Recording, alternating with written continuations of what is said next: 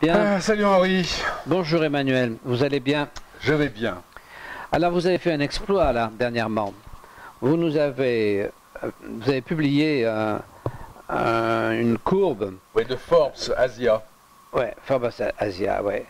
Et dans lequel on s'aperçoit qu'à l'époque où cette courbe a été faite, en 2009, hein, c'est pas récent. Voilà, hein. la France était la première au monde dans la... Toute catégorie. Toute catégorie confondue, la première au monde pour les prélèvements fiscaux, devancer tout le monde. Oui, impôts, taxes, enfin tout. Voilà. tout. Donc ça a eu un énorme succès puisqu'on a eu pas loin de 15 000 visiteurs. Ouais, pas 13 000 en 3 jours, quoi. C'est quelque chose, parce qu'il continue à tourner, hein, Voilà. mais gentiment. Alors, c'est quand même... Ouais, donc c'est quand même assez intéressant. Ça veut dire que nous prêchons dans le désert depuis maintenant... nous prêchions dans le désert depuis maintenant... on a commencé en 2010, donc depuis plus de 7 ans. Et tout d'un coup... il y a un frémissement. Alors on n'en est pas encore à ce que la presse se penche sur les contrôles fiscaux, mais il y a une vraie discussion sur la légitimité de l'impôt. Donc c'est un bon début, parce que si la légitimité de l'impôt est mise un peu en question, c'est quand même pas mal. Voilà, alors, ce qu'il faut dire, c'est que ça date de 2009, mais en 2017, on est toujours champion. Hein. Oui, on est deuxième, je crois. Oui, on est deuxième. Ouais, deuxième, juste pile poil derrière la... C'est la Finlande, je crois.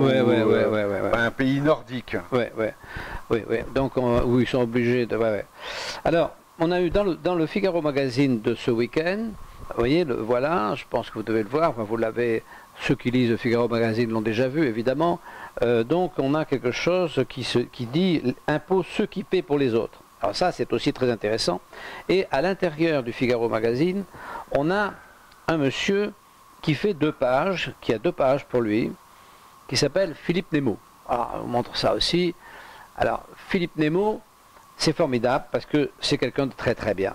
C'est quelqu'un de très très bien. C'est quelqu'un qui a écrit un livre qui n'est pas épais, qui s'appelle Philosophie de l'impôt, et que je vous conseille vraiment de lire, que vous trouverez...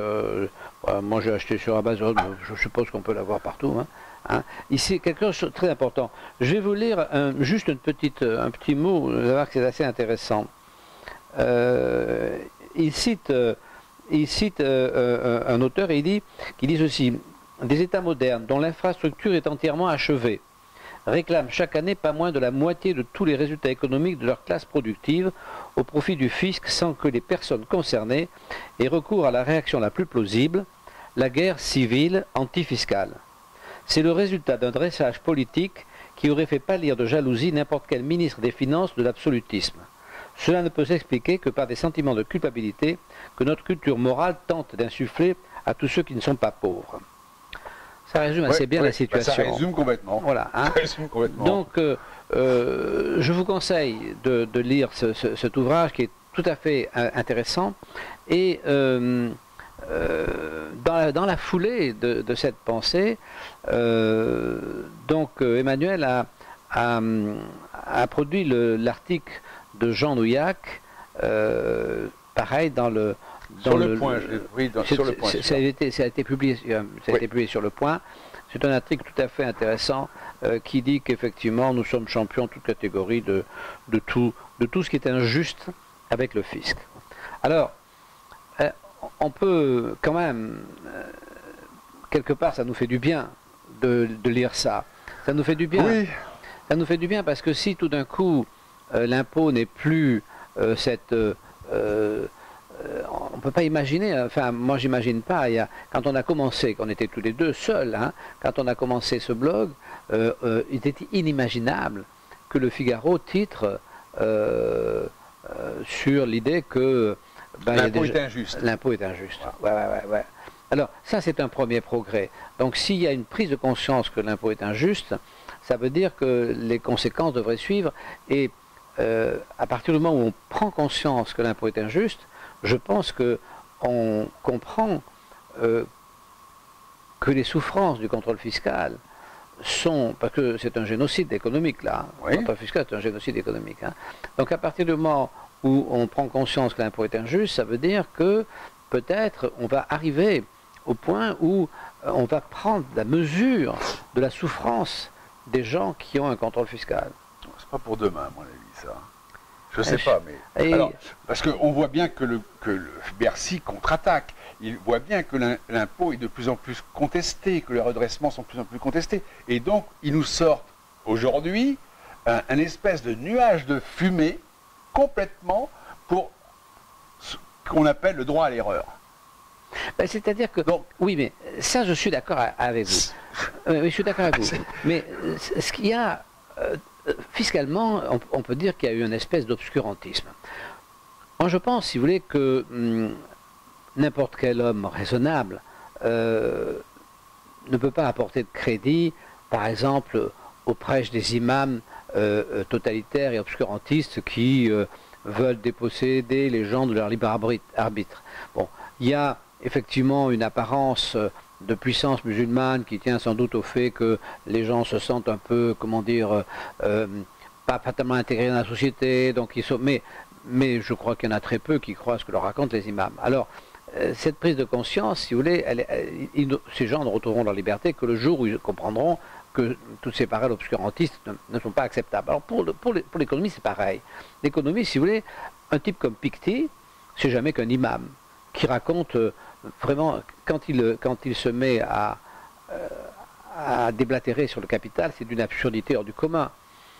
Et je pense que, alors, quand on parle du capital et qu'on essaie de faire comprendre que le capital c'est essentiel et que sans capital il n'y a pas d'économie, effectivement, on est un petit peu encore, on n'est pas vraiment encore au bout. Hein. C'est vrai que ça ne marche pas très bien.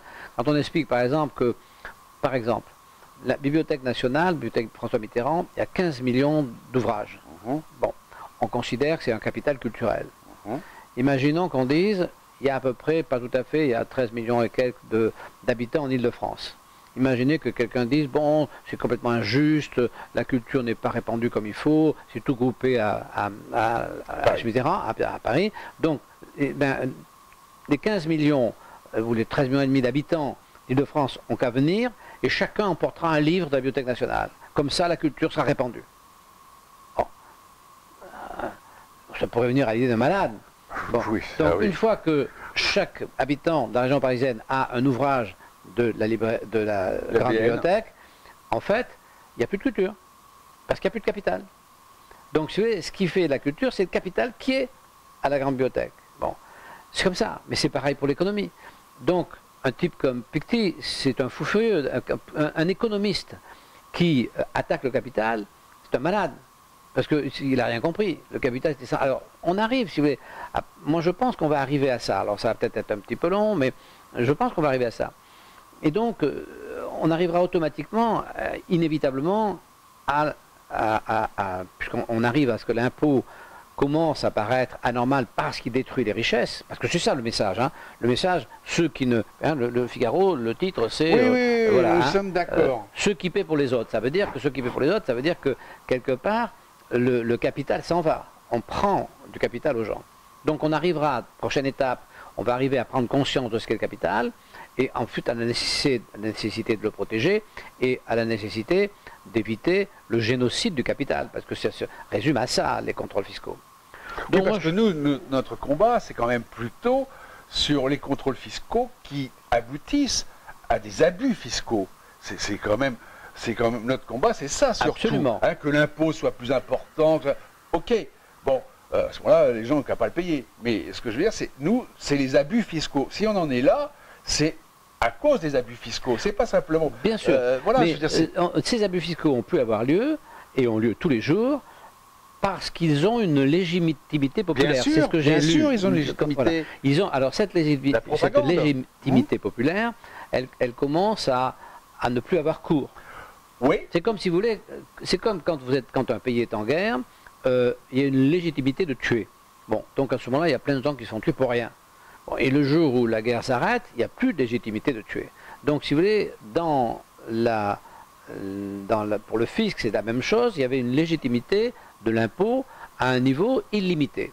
Donc, la partie la plus, je dirais, la plus moche de ce prélèvement illimité, c'est le contrôle fiscal. C'est ce que nous vivons. C'était la partie la plus moche et la plus injuste et la plus pourrie. Oui, parce que on tombe dans une zone de non-droit où ils font ce qu'ils veulent. Absolument. Ils font ce qu'ils veulent parce que la violence fiscale était autorisée. Oui. Bon. Mais c'est comme si vous lâchez, vous donnez par exemple à la police ou à l'armée le pouvoir, ben, la violence des armes va arriver. S'ils peuvent juger eux aussi d'eux-mêmes, voilà. Bon, il n'y a plus de justice, il n'y a plus Voilà, rien, voilà. on est d'accord. Voilà. Donc si vous voulez, c'est ce qui s'est passé, c'est-à-dire que c'est l'absence de prise de conscience du fait que l'impôt doit être limité à ce dont il est besoin et ne doit pas être un transfert de capital, Oui. parce que le capital doit être respecté, parce que c'est le carburant de l'économie. Bon, une fois que...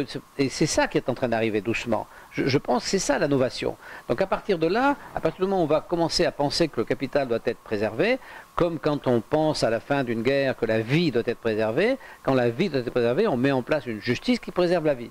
Bon, et là, si vous voulez, quand on va commencer à comprendre que le capital est essentiel et que donc il faut le préserver, on aura une justice. Oui, mais n'oubliez pas que encore cette année, on a la médaille d'or de l'endettement.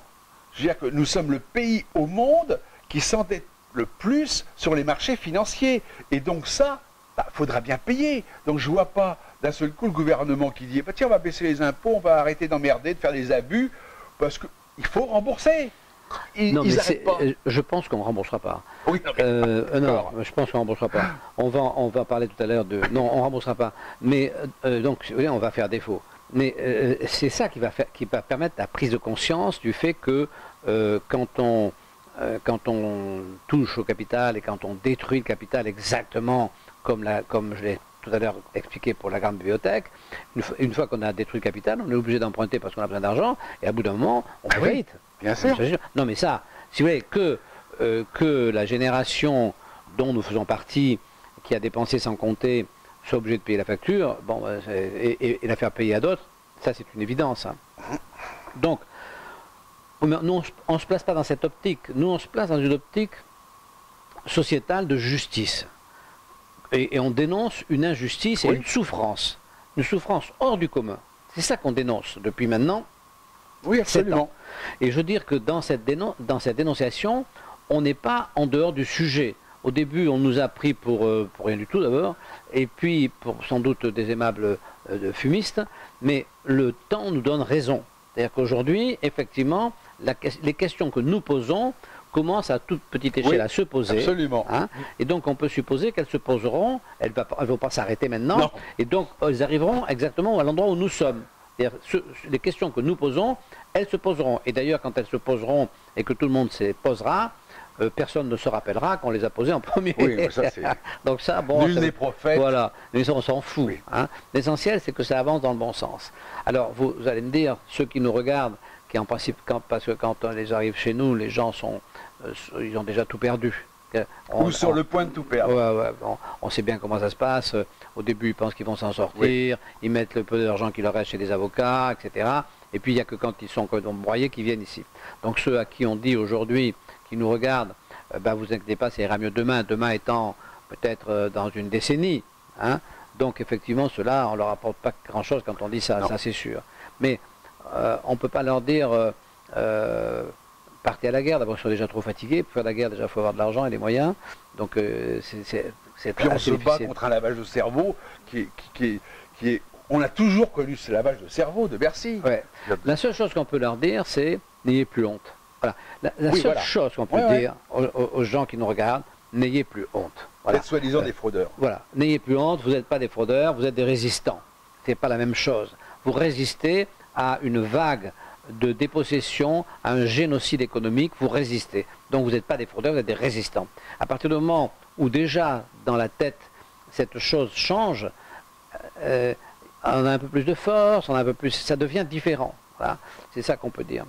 On dira qu'on commencera à gagner quand les collabos arriveront chez les résistants. Oui.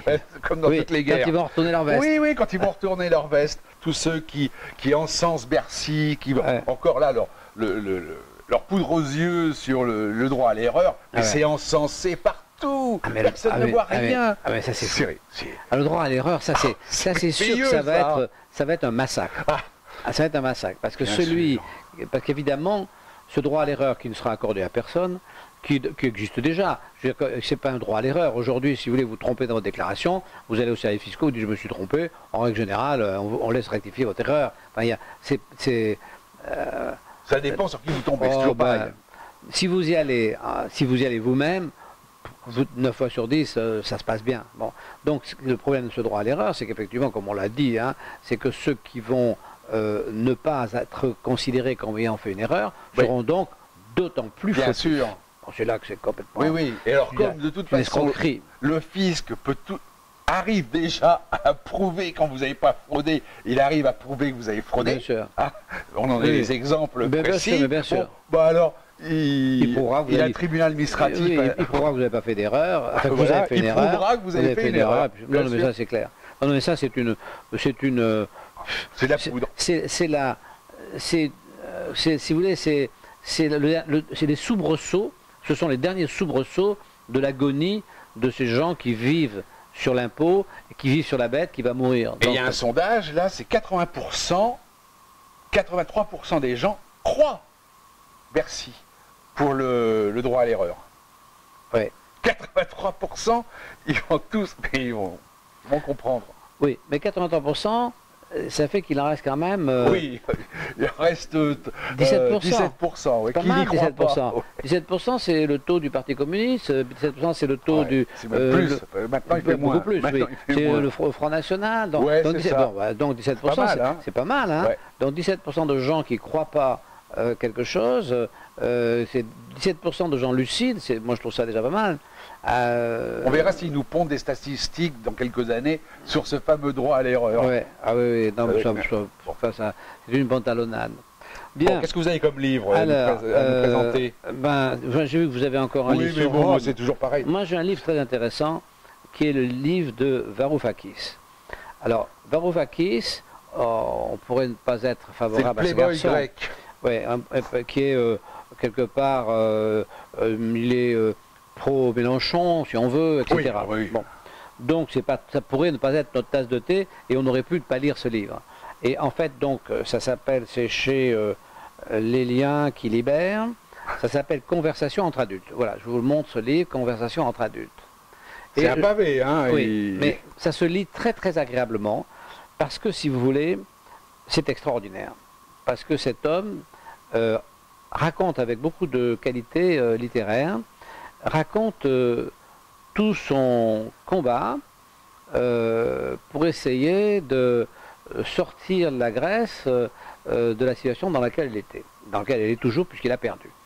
Et alors, ce sont des discussions avec, tout à fait contemporaines, puisque d'aujourd'hui, hein, avec, je dirais, le haut du panier qui les mecs du gouverne. FMI, mais Ouais, c'est- Christine Lagarde, Oui, oui. Merkel, Oui. c'est tout le monde. et tout le monde. Et c'est tout à fait intéressant parce qu'on s'aperçoit que le niveau... Sapin, il a dû discuter avec Sapin. Sapin, bien sûr, bien sûr. Hollande, Macron, qui était au Oui, ministère. oui, à l'époque, oui, Mhm. bien sûr. Donc, et on s'aperçoit que ces discussions, elles ne dépassent pas beaucoup le niveau de ce qu'on appelle les discussions Le comptoir. de comptoir. Ouais, ouais, pas beaucoup, hein, pas beaucoup. C'est beaucoup d'a priori, d'idées toutes faites. Et ce type, effectivement, est brillant, intelligent. Et les autres, il leur en manque un peu. Hein. Et c'est vraiment très, très, très intéressant. Je vous conseille de lire ça.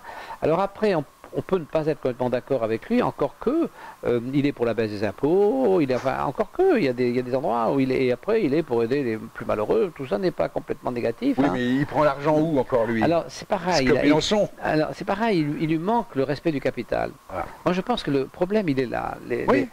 Je sais pas ce qui s'est passé, je comprends pas, parce que ce type est cultivé, donc le capital culturel il sait ce que c'est. Je comprends pas que ces gens s'acharnent comme ça sur le capital, ces économistes qui respectent pas le capital, je comprends pas, ou qui pensent qu'ils vont pouvoir le répartir mieux que ce qui se répartit naturellement, je À comprends le pas. prendre et le répartir. Ouais, Mais ouais. c'est pas comme ça. Non, ça marche pas comme ça. On voit bien encore que nous avons une deuxième médaille d'or, c'est sur l'exportation des riches. Ouais. Mais on est devant la Chine, devant l'Inde, mais c'est fantastique. La Chine, Ouais. c'est 20 fois la France, Ouais. ou 30 fois. Ouais, ouais, ouais. Et on les bat, mais alors, à plat de couture, hein, on fait 12 000. On fait 12 000 et la Chine, elle fait un malheureux 9 000. Ah oui. On est quand même champion. Oui, ils sont un milliard. Hein. Ah oui, oui, oui, oui, c'est ça. C'est un Donc, milliard. ils ont 9 000 mecs qui se barrent avec leur fric. Ouais. Et nous, on est 60 millions et on a 12 000. Oui. Simplement pour l'année dernière. Hein. Oui, le ratio, Bon, ouais, c'est effrayant. c'est effrayant. Ouais. Donc je vous conseille ça, c'est très très bien. Voilà, des autres, j'en parlerai la prochaine fois. Ouais. Bon. Alors, vous avez... Non, non, mais moi c'est toujours pareil. C'est les empereurs romains, plus ou moins. Donc j'ai ce bouquin-là sur Tibère que je viens d'acheter et chez Taillandier et je le trouve très bien pour le moment. Voilà, c'est tout. Bien. Alors, nous sommes dans la Rome antique jusqu'au cou. Ah oui, parce que alors, c'est votre oui, passion. j'ai un c'est votre papier que passion. je vais faire sur Caligula Ah, et sur comment Caligula, quand il avait besoin d'argent, a fait pour avoir les impôts. Ah oui. C'est exactement le code des impôts. Ah. Donc il publiait, Ouais.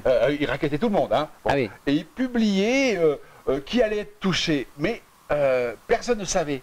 Et il est planqué en écriture minuscule dans des coins incroyables. ouais.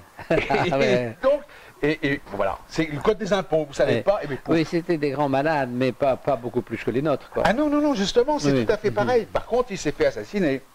Oui. Ah, Oui, il s'est fait assassiner. Là. Ah, oui, oui, Les gens oui, ont oui, eu oui, un peu. oui. Et oui, c'est des choses qui arrivent Oui. quand on fait chez le monde. Hein. Bon, bien. Bon, ben on dit au revoir Oui. et puis à la prochaine bientôt. fois. À bientôt, au revoir.